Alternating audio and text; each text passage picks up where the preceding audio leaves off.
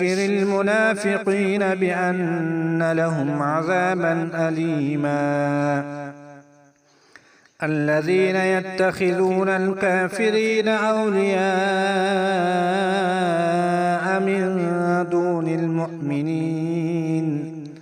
أيبتغون عندهم العزة فإن العزة لله جميعا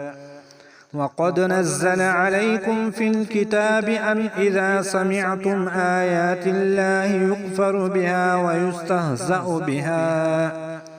فلا تقعدوا معهم حتى يخوضوا في حديث غيره إنكم إذا